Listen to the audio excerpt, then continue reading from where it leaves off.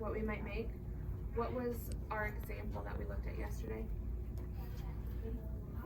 Pottery. And can somebody share one of their ideas? Miles, what was your idea? You want to make a pinch pot? Wilson, what are you going to make? Play letters. Matthew, what are you going to make? A tiny mug. Pinch pot.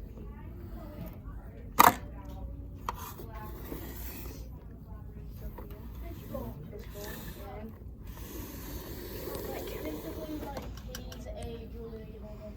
And last one, Ashley. You're going to make a pinch. Okay. So friends, we talked about pottery yesterday. Today we're going to finish the different types of art we can make, starting with pastels and then moving on to weaving.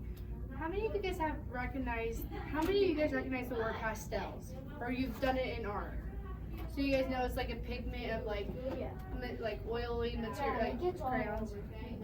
And there's three main types of them. You have oil pastels, soft pastels, and hard pastels. But what's the neat thing about pastels that you guys have noticed? Katie?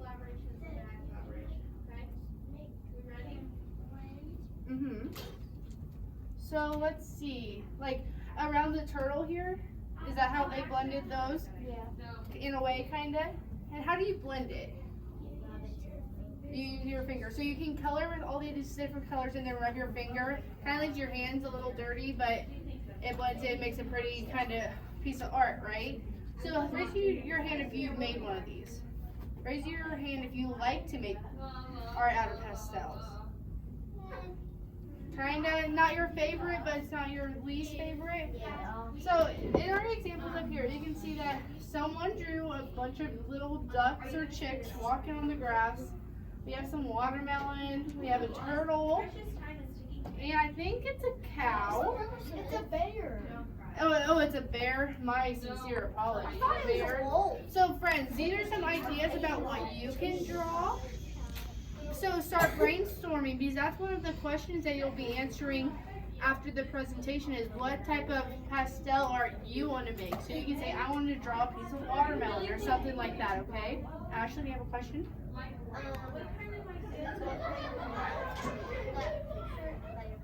This one? No, it's all the pastels, but they blended them together to kind of make them look like that. Oh, really? It might be, I'm not 100% sure. That's something we can look into though, okay? Any other questions about pastels? Garrett?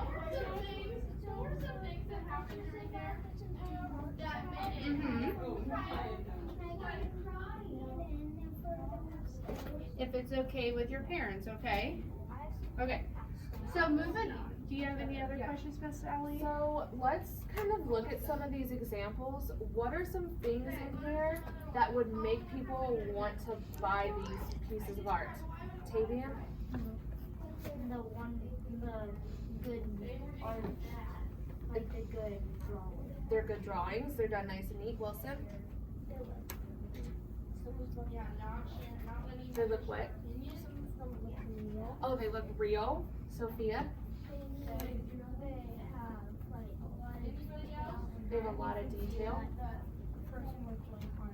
You can see the person worked really hard on them. Katie? Shadows in 3D? So in all of our examples, can we see that the person worked really hard, or are there anything that, because what about this one? Do you think our friends worked really hard on this one and took a lot of time on this one? Or do you think that they maybe just kind of rushed through it and didn't really take their time and put a lot of that shadows and details? Katie? Unless it was a younger person? Ashlyn? That one was I think that might be abstract art. Abstract art? Because do you guys think your mom, dad, grandma, grandpa, aunts, uncles, or us teachers would rather hang this up in our classroom or something like this with more detail? So when we are doing our pastel art, should we do something a lot of scribbles or should we do something like this? Something like that. We want to take our time and make our art look very nice and add a lot of details. And if you want to, you can make abstract art, but we just want to make sure that all of our art, whether it's pottery, pastel, weaving, or anything else, is nice and neat. Alright, and the last type of art we're talking about is weaving. How many of you guys have weaved something before? You all have. So who knows what weaving is? Who? Sophia? It's kind of like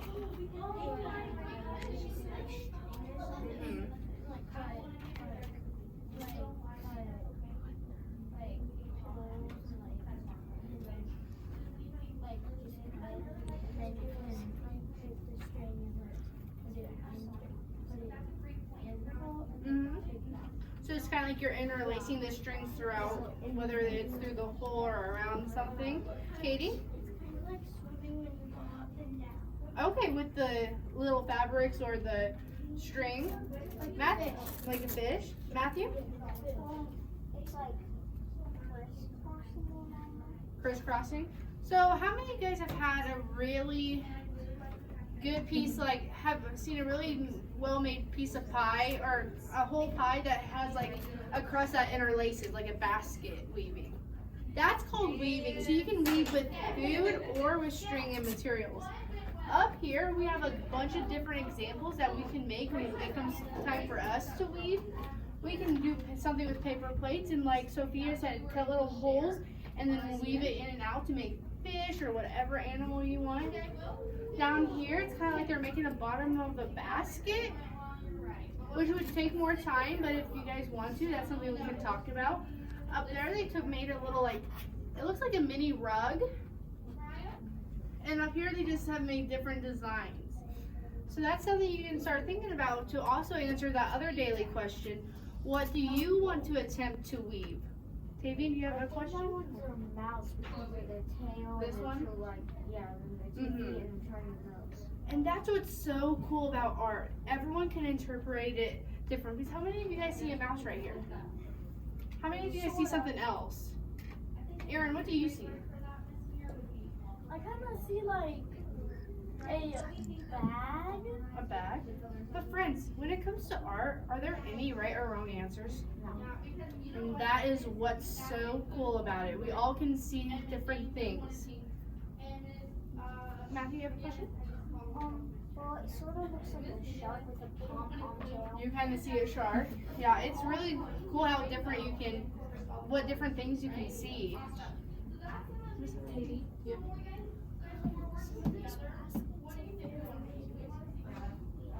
Okay. So more baskets are made with weaving. That one. And on the table. Ooh, and the ones on the table. Goes on the table. Yeah. Okay. So do we want to go ahead and get in our notebooks now and go back to your yesterday's entry where we wrote